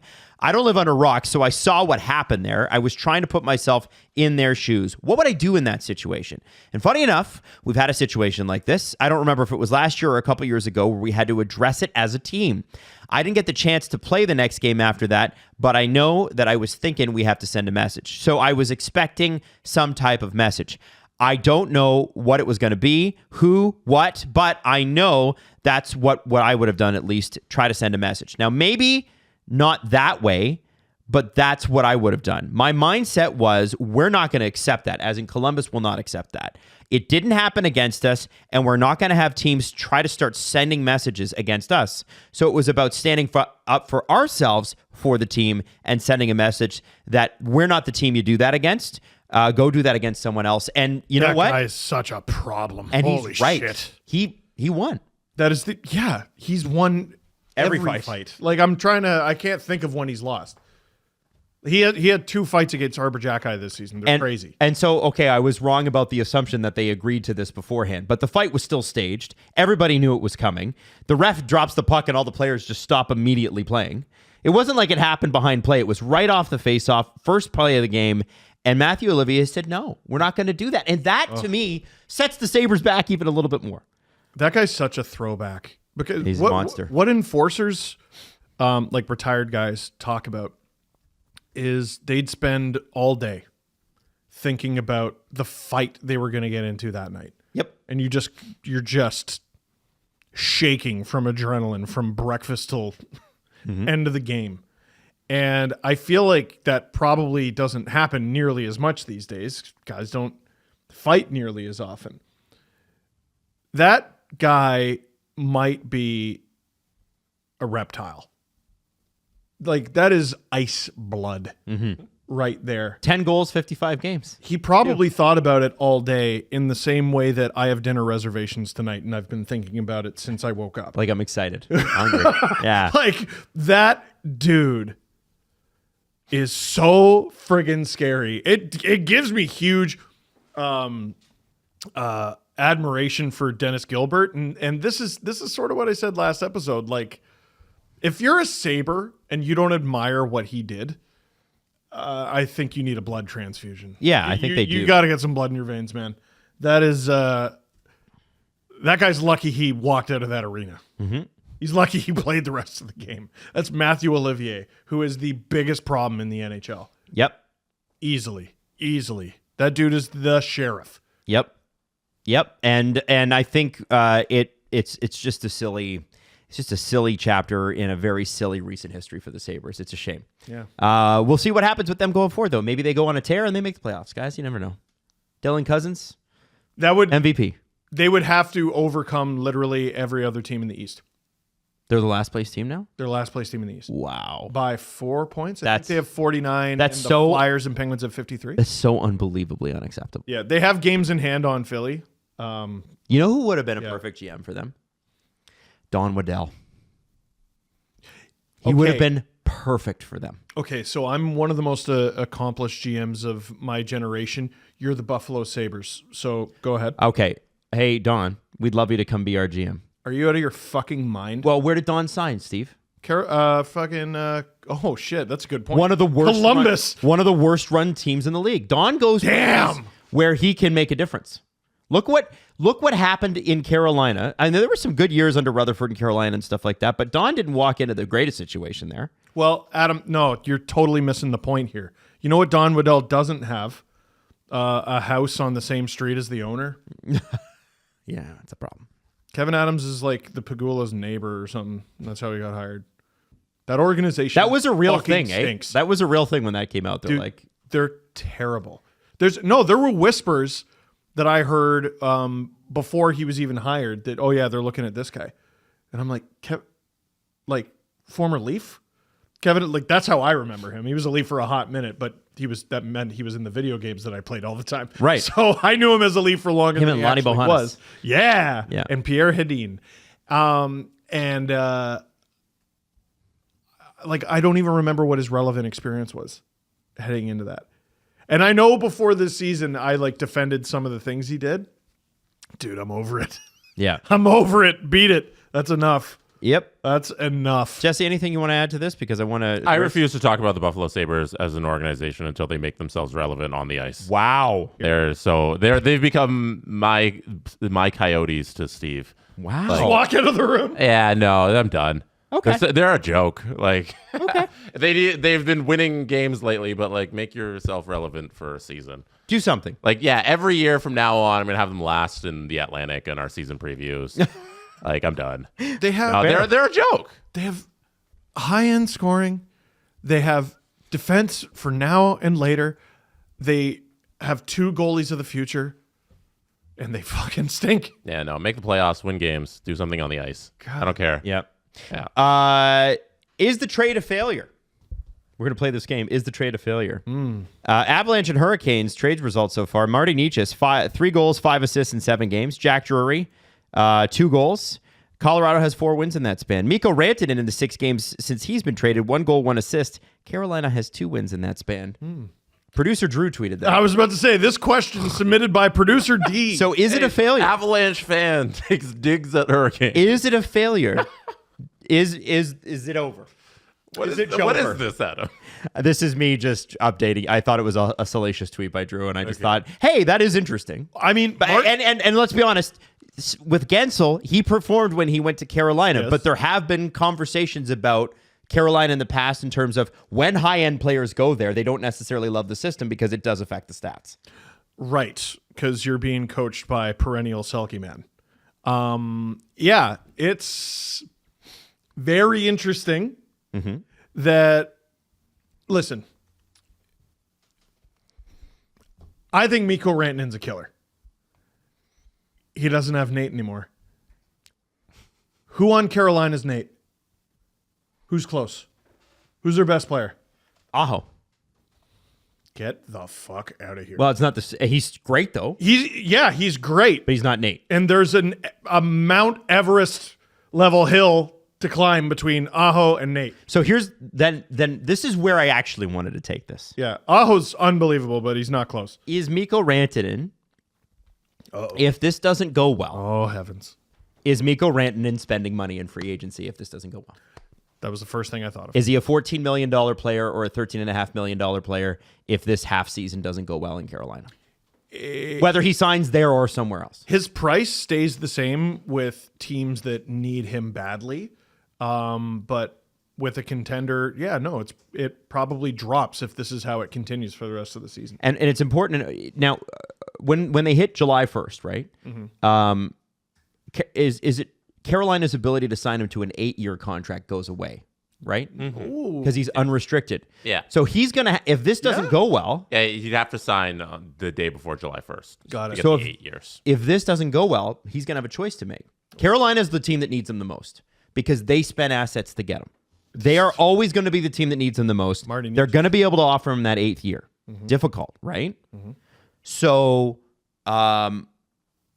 he's going to have a really important decision to make. Do you go and you sign a 2-year deal somewhere and then try to get or a 1-year deal and try to get your 8-year deal out of another team? Or do you just sign 8 years, stay in Carolina, and it is what it is? Here's the difference. Adam, do you want 13 mil or 12.5 per year? 13, I would like. Okay. Here's the caveat. You can only sign 13 times 7, or you can sign 12.5 times 8. Then I'm taking 12.5 times 8. It's a difference of $9 million. 12.5 times 8 is 100, and it's 91 But for Steve, 13 times 7. if the reports are to be believed, a deal very similar to the one that you just gave me was on the cards for Colorado. Maybe not 12-5 because that's Nate's number, but what if it's 12-3? What if it's 12-2? What if it's 12? No, 12-6 is Nate's number. Oh, 12-6 is there. So you probably could have got 12-5 from the Avs. So this is going to be, and it's Mikko, it's Moose, he's great. So I am going to watch, though, and go, what deal does he end up with? Because if 12-3 to 12-5 is, he probably could have got that in Colorado, no problem. Jesse? Would a money manager tell you that if you get that extra $500K up front over the course of the 7 years, you can flip that into a $9 million Oh, good easily? Lord. Who knows, man? I don't know if you'd make $9 million for $500,000 over 10 years. I don't know. Yeah. I actually don't know. I don't know. It's possible. You know, that so there'll be somebody who says you can just so they can get the money. Yeah. So then you give them your money. Whether or not you can, I don't know. But isn't that interesting? Isn't like if this, and again, it's 6 games, guys. Like it's 6 games. Yeah, he could completely go off and win the Conn Smythe. But it is kind of interesting, isn't it? Oh, it's definitely I think it's 6 games, and that's probably the beginning and the end of the conversation. Yep. I think it takes a little more than 6 games to understand what Mikko Rantanen is going to be as a Carolina Hurricane. Yeah. And he, doesn't absorb all of this because, I looked at Taylor Hall and I'm like, he's not having a terrible season. And now he's on the Hurricanes and not the shitty Blackhawks, and he has 1 assist. Yeah. It's, again, you don't not go just to, him. You don't go to Carolina to score piles of points, though, right? Again. No. So, couple things very quickly before we do a press conference here. Quinn Hughes. We're on Quinn Hughes watch for 4 Nations. We're on Sidney Crosby watch for 4 Nations. I saw the Mitch Marner quote. He's like, that would really suck if Sid wasn't there. Because I think Mitch is kind of excited to play with him. Dude, if you're a Canucks fan, you've got to be screaming from the rooftop for Quinn not to go. The Canucks are better without Quinn Hughes. Yeah. But See the win last night against the Sharks? Like, ugliest win ever. They pulled it out. No Quinn Hughes. It's great stuff. But it is the Sharks. Yeah. The CC-less Sharks, Jesse. Yeah. They lost a key defender there, Jesse. And speaking of CC, we know Miro Heiskanen is going to be out for a bit. Bush is injured too. And they just brought CC in because they were worried about Heiskanen. Ilya Lyubushkin skated and then got off the ice. And I can't really get a clear report from Dallas whether or not he's going to be good. So he's banged up. They may need to do this defenseman trade again. It sure sounds like 4 Nations is showing up right around when it ought to. A lot of guys out there need some rest. Yes. The last thing, and this is a report. This is so interesting. I don't know what it is with Las Vegas and just skewering guys on the way out the door, but there was a report. Steve Valiquette, Bruce Cassidy, and Pete DeBoer didn't want Logan Thompson on Team Canada because of, quote, their experience with him. This is Steve Valiquette that said this. And he said they didn't have a great experience with him in Vegas. Now, those guys, in one way you could be like, well, maybe that did happen. The other thing is none of those guys are the GM. None of those guys are the GMs. There's 4 or 5 GMs of this team. It's a 10, even if it were true, right? It's a 10-day tournament where you're going to play 4 games max. Do you know how many bad dudes have been signed to contracts because they're good at hockey? And this is a week-long tournament. I'll tell you who is enjoying their experience with Logan Thompson, and that's Spencer Carberry. Hell yeah. I think they're having a good time with it. So I'm curious. I know that Logan Thompson asked for the trade last year. I'm curious what that is. I've never heard a bad word about Logan Thompson. I have no idea what that is. Is it competitive? Is it what is it? I don't know. Tony DeAngelo just got a contract. What are we doing here? What are we doing here? What was he available because he's been awesome? Why? You know what I mean? The quote was, again, that was never going to happen. He is the best goalie, the best Canadian goalie in the world right now. Canada's Thrandom. But we won't bring him because we didn't like him we won't bring him for a week because we didn't like him that one time. Canada's Thrandom should be, Hill should be the only guy from the 3 going. Decord should have got his damn passport. And friggin' Thompson. Yeah. That's cooking with gas. Nope. You get Aiden Hill, Jordan Binnington, and Montreal's backup. Why Montembeault? It was like from the start of the season, it was like, Montembeault's, he's going to go. Like, why? Why was that ever a thing? I don't want to be Toronto Center of the Universe-ist about this, but I feel like when he got that shutout, he made the team. The 50 saves in the first game? Yeah. Yeah, like CJ on the CJ show he was like, why were the rosters due December 12th or whatever it was? And man, he had such a good idea for next time they do this, which I think will be never, but leave open 3 spots. And then for the next month or two, every hockey night, we're doing an update going, here's who the top 3 candidates should be for Canada, for the States, for Sweden, for Finland.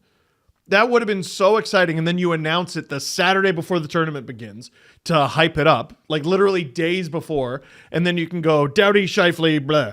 Yeah. Well, all-star teams aren't announced until like 3-ish weeks out from the all-star game. So they didn't really have to make this decision so early at all. No, 3 weeks ago. Pressure. 3 weeks ago would have still been, I think, more than a month. Mid-Jan. Like, yeah.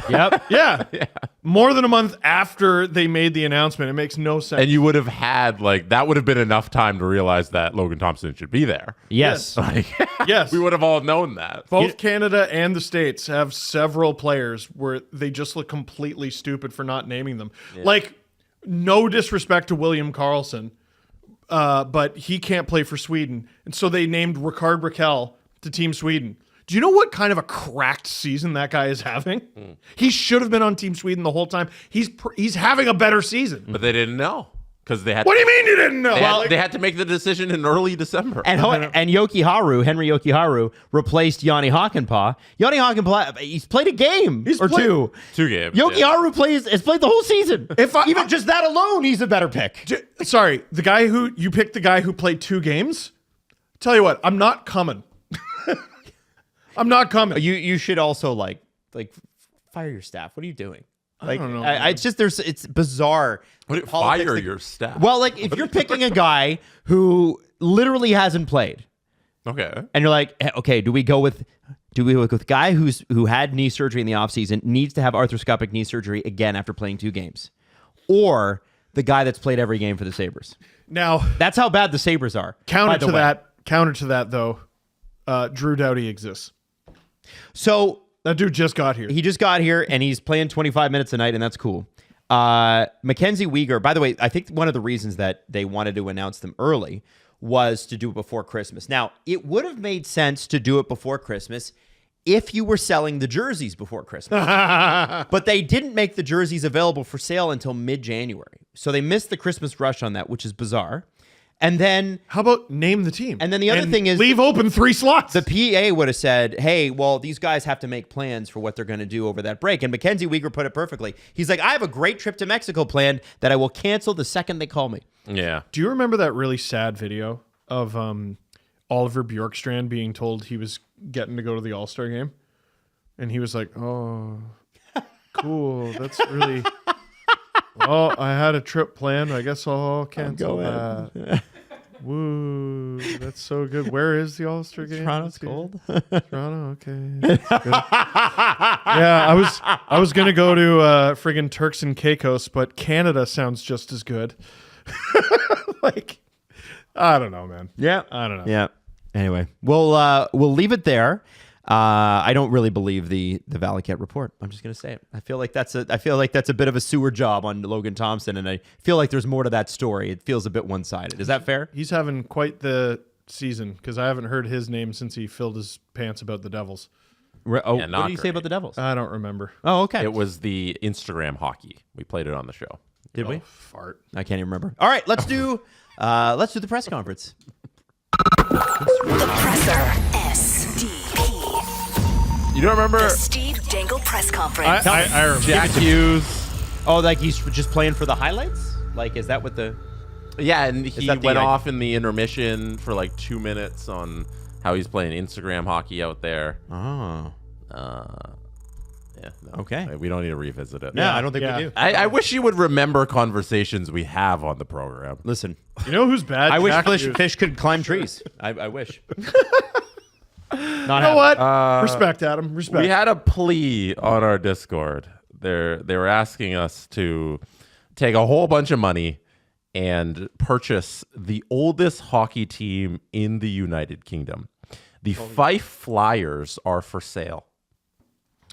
Okay, so gonna stop you right there. The money thing is an issue. So the Fife Flyers were founded in 1938, which is really cool. And their owners, Tom and Jack, have owned the team for about 30 years. They have 30 years of involvement with the Fife Flyers, and we have taken the difficult decision to step down from the operation of this wonderful club. And they're asking if the Discord is asking if we can step in and purchase this team. So here's what I would say. What's the price? So Wrexham was $2.5 million. That's from artificial_mank on our Discord, by the way. You know who could use some positive press right now? Friggin' that guy. I have more to say on that, but we won't get into it. Baldoni's doing the exact same thing to Blake Lively this time that he did to her this summer. But we'll leave it. No context. I have no idea what you guys. Yeah, no. We could save that for VIP, but people are falling for that shit again, and this is what this guy does. So not to say that celebrities aren't a little shady. Sure, but I would imagine the Fife Flyers are not in the millions. I would imagine that they're in the hundreds of thousands. I would want to know the thing about England and Britain generally is that some of the laws are like 1,000 years old, and there's a bunch of red tape you have to go through to do literally anything, build anything, change anything.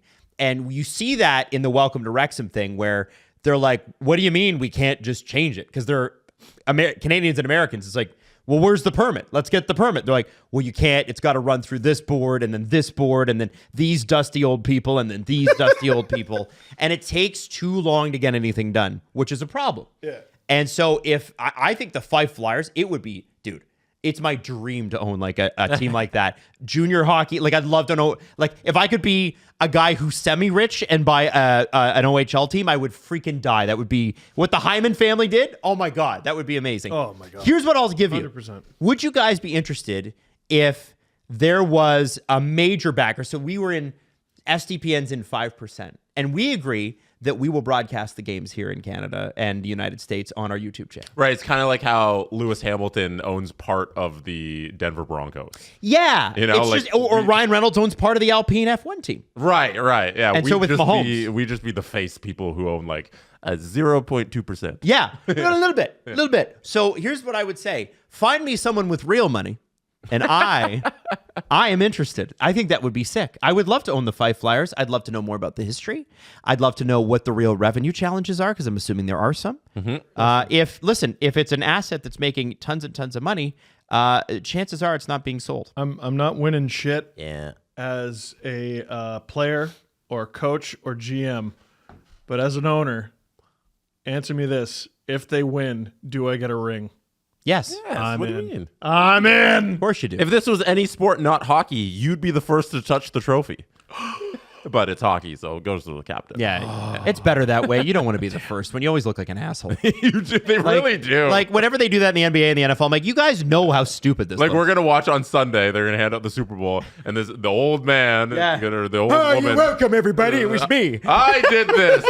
I won all these games. If they did Like, that, what? They don't do that in the MLB, but if they did, could you imagine like Rogers Corporate walking out there, like the board members all marching out Edward? there, we did this. Yeah. It's about us. I think those billionaires They'd get booed. truly think that. Oh, they just stop it. They think Stop. that. They think they did that. Yeah. And I was always surprised, and maybe it's because of ownership solidarity, that when Brady was winning all those championships with the Patriots, that Robert Kraft didn't go, I am not touching that until Tom Brady does. No, Robert Kraft thinks he did that. Like you watch the Patriots doc. Yeah. Like Robert he Kraft, thinks he did it. But he's such a nice man. Yeah, but He seems like he doesn't have a huge ego. I own this team. I won. He did build the arena or the stadium and all that stuff, and I get all that. And the doc was just the campaign to discredit Belichick in his role. What league Dirty. are the Oh. Fife Flyers in? EIHL. And Okay, so that's the league. That's Steve, top. did you look up some info on their roster and stuff? Like, is this a team that we want to purchase? Are they competitive? Do they have good players? So here's what I'm trying to find a player that I recognize. There's a couple last names I recognize, but it doesn't line up with the first. Now, here's why I know Adam is 100% in on buying this team. Because they have something key to winning in non-NHL terms. Okay. A Latvian goalie. Oh, That's good. That's a great starting point. Yanis Voris. Goaltending factory that is Latvia. He played for Dinamo Riga. Last year he played in, I don't even recognize that flag. Adam, did he play in Hungary? Is that what that flag is? That's Hungary. Yeah. Hungary. Okay. Well, Yeah. he played in Hungary. Yeah, I'm trying to listen, I need to do a deep dive. A hockey DB 7 degrees of Kevin Bacon deep dive on the Fife Flyers. And I will Now, report Fife, by back. the way, it's key to know, is just north of Edinburgh. It's in Scotland. Yes, they have a lot of Scottish players. Actually? Yeah. A lot of Canadians Okay. and a lot of Scots. Yeah, so it would be an excuse to go to Scotland every year, which Steve already has. But any excuse to go to the UK, I'm in. A million. Yeah. See, here's the thing. I want to find real money person and then be like, me too. This is also mine. And if we can do that, and if we can get a winning team together, the one thing I would ask, though, is in that EAHL, can you be relegated? Oh. Because that is a factor in European sports, is that you're in your top league, but you could be kicked down to the league below. Their captain is Olivier LeBlanc, who played for the are they still called Cape Breton? They are. The Cape Breton Screaming Eagles. Okay, so Canadian. He was the captain of them as well. He played some AHL games. Do they have a lot of Canadians on the team? They Yes. do. Okay. And he was the 7th round pick of the Columbus Blue Jackets. Oh my God. In 2014. Wow. An NHL draft pick. NHL draft pick. Oh, yeah. Do we think if the three of us ran a hockey team, we could turn them into champions? Yes. You're the best. Yep. Do you think we could do it? Well, because I think that we would be smart owners and we would go, we need a guy to run this, right? Well, our job would be run to you want to be the GM, Yeah. But Jesse, you'd have to live in Edinburgh, which I'll is do it. fine. It'd Yeah. be beautiful. That's my gig now. Okay, so would Steve and I do the show from here and you would do it from You Edinburgh? guys don't want to run our hockey team? Well, I do, but you have to be there every day to run the hockey team. I'm quitting. I'm running Are our you hockey. are you going to be Jerry Jones? If about this? we're purchasing this hockey team, I want to be the GM. Okay. And I'm living there and I'm running this team so that we win all of the championships. Right. Okay. Steve, do you want to be the head coach? Oh, baby. I'll be video guy. Video replay Video guy. guy. Yeah, I'll be video guy.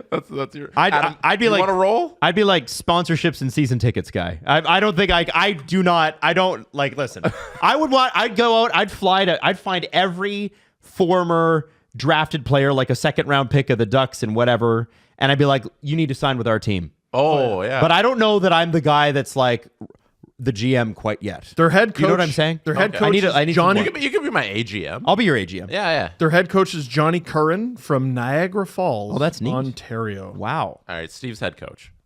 I am head coach. Yeah, I'm trying to.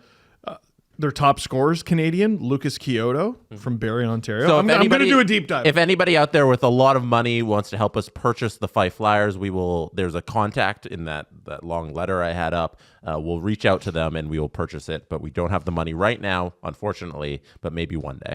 Next up, I was sent this by a Twitter user, Burnsy88. They wanted me to play this for you guys. I watched it earlier, and it is absolutely hilarious. It is Brandon Montour of the Seattle Kraken, who just lost to the Toronto Maple Leafs, running down the nicknames that are on the Seattle Kraken. Maddie, Sick Boy. Cars, Pathfinder. Dunner, it's usually just Dunsky. He's giving him a nickname Binsky, before the nickname. Can Man. Just Cap. Shaner. That's what Tolvie, I call him E.T. Stevie's either just chance. Schweeberger. Or Schweeberger or Schweerag. Gordeezy. Easy. Berkey is usually just Oh, can't say that one. Bjorkstrand is just I call him Twos.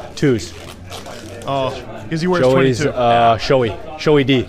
Joey D. Jamie Alexiak. Rig. Big Rick, yeah. Muzz Turd. Adam Larson. The Viking. The Viking. Booger. Riker Evans, Booger.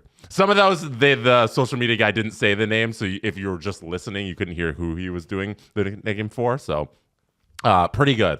Dude, What are your it took favorite? me a second to figure out who he was talking about for every player. Yeah. I need to know what was bleeped out. And I want to know, like, I understood most of them. Why is Riker Evans named Booger? Or Booger. 'Cause he's a Which kid? is funnier. Because he's a kid, maybe? Booger eater kid, you know? Nah. Okay. He's not even the youngest Kraken, I'm pretty sure. That's got to be Shane Wright or Ryder or whatever he called him. What did he call him? What the fuck you call them? Do you want to go back again and see some of them? Yes, 100%. Yeah. So let's just name the player he's even seen. Yeah. Okay, let's try and get the players. Matty. Matty Beniers, Sick boy. his sick boy. Cars. Pathfinder. Ty Carty. There you go. Vince Usually Dunn. just Vince Dunsky. Vince Dunsky. Who's Turbo? Who the fuck Binsky. is Turbo? Who's okay? And he okay. called him Binsky. Binsky. Bring up the Seattle Kraken roster, Adam. Turbo. So he calls Turbo Binsky. Who the fuck is Turbo? All right. So Beniers, Bjorkstrand, Bjorkowski. I'm looking for B's, right? No, Okay. or maybe a T.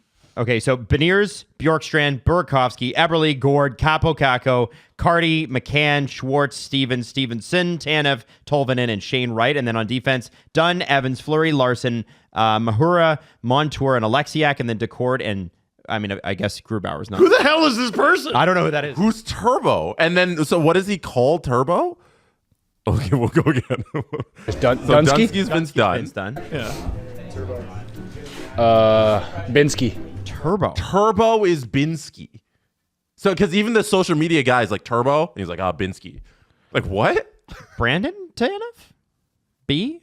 Maybe. Oh. Brandon Tanev. Why would they call him Turbo? Just because he's like you get the star in Mario Kart Yeah. and you're like bulletproof? Can you go to his hockey reference page because they have nicknames at the top? Check and see if Brandon Tanev has Turbo next to him. That tracks. It would make sense. Eberle not. Where is it at the So at the top. Turbo? Hey, there we Yeah, go. Turbo, Tans, Tanny, Pacino, Rusty, and Hossa for some reason. All right, so we Those figured are this one out. nicknames. Okay. Next up. This is fun. This is fucking crazy. I need this for the Leafs. Yeah. No, 100%. I need this for the Leafs desperately. And it's got to be like Reeves or Lawrence or somebody doing Yeah. it. Yeah. Somebody's willing to talk. Yeah. Don't give one of the big guys. Or Matty or Matthews. Yeah. Give him the tiny mic too. Yeah. All right. So Canner, Can man. Who's Cam? Jared McCann. Oh, Jared yeah. McCann. Okay. So they have the nickname and then the nickname. for The nickname. So they call Jared McCann Canner. Okay. Canman is his other nickname. This is like breaking Enigma. Kako just got there. Probably just Cap. So you had to think about that one. Okay. Capo yeah. just got there. He yeah. just got there. Yeah. Cap. Next up, Shane Wright, Shaner. trainer. That's what Tolvey. I call him ET. That's a good one. Elliot, yeah. Eli- That was a really good one. Steve. Stevie. It's got to be Chandler Stevenson. Oh, there you go. Yeah. Chandler Stevenson is It's either just Chance. Oh, there you go. Good one. Chance. Good one. Chandler, yeah. Schweeberger. Do not For Jaden understand that Schwartz. at all. Schweeberger. I Jaden love Schwartz that. is Schweeberger. I love that. And then he gives him another one, too. Or Schweeberger or Schweerag. Schweerag. It's Schweerag. incredible. Okay. so Montour rocks, by the way. we got so yes. funny. Oh, yeah. He's so hockey, This bro. guy's awesome. It's amazing how much more you like a guy when he's not in the Panthers. Yeah. Also, love the tattoos. Those Yeah, are good tattoos. Yeah. Steve could never. No. No, Steve, yeah. Hey, what? All right, so we had Jaden Schwartz next up. Yanni Gord. Gordeezy. Gordeezy. I like Gordeezy. Great. Yeah, it's good. That's Good name. Fucking awesome. Berkey. Burkowski. Burkowski. Is usually just I don't know what What that. do- What do you think he said? I can't guess. Absolutely no idea. No, Can't I don't guess. even know. I have No. no idea. Yeah, that's- Burakovsky, like, what's And really... they blurted his mouth too. Yeah, so you can't read the I list. bet it's not even that bad, but it's like it's the Kraken social media. You can't, kids could be looking at this, right? So I'm trying to think about like something that's offensive that relates. Could it be like butts or something? Like a B? I'm just thinking butts. Yeah. I'm trying to think in the realm of like what's B Butkowski? words that are offensive. I don't know. Bad. Okay. No, we shouldn't play this game. Can't guess. How offensive can I get? Yeah, no, move on. I think I figured it out, but I'm not going to do it. Okay, Borgstrand. Bjorkstrand is just, I call him twos. Twos for the 22s. That's Steve said. Joey's Joey DeCord. Showy. Showy D. Joey. Joey D. Good shit. I want to exclusively use these when we talk about Showy the D. Kraken. Oh my I god. can man. only call him Showy D. Turbo's blocking all those pucks in front of Showy D.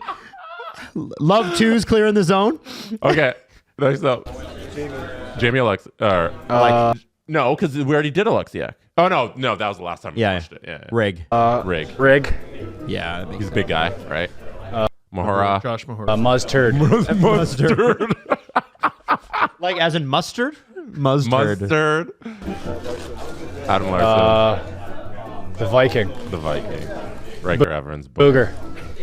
That's it. Okay, so we got them all. That was good. Hey. Good. Hey. Go us. Go us. We understood the hockey lingo. That's funny. You know what? Extend Ron Francis. Yeah, signing Montour. He's a beauty. What a great guy. That guy rocks. All right. That was That was fun, man. Nice pick, Jesse. If anybody has more teams that do this, because I like when you see one team do something that's really good and this one semi-viral, hopefully the other teams start jumping on that. So if you have your favorite team who did all the nicknames, send it to us and I'll play it on the show. I know they have these. The Leafs are usually so boring, like Mitchie, Willie, but they had a nickname that had nothing to do with the guy's name a few years ago. It was Pierre Engvall. Do you remember his name? No. Biscuit. Like Seabiscuit? Like Seabiscuit. Yeah, I do remember that. He's huge. Yeah, it was Taylor, Justin Hall, who revealed that to me. And they're like, yeah, biscuit, because like Seabiscuit, or like sometimes it's biscuit. Justin Hall was so funny. beauty. He's an He adult. was a Justin really Hall, funny I guy. forgot. Well, I mean, he's still alive. He's just not on the Leafs he's anymore. dead. He's He was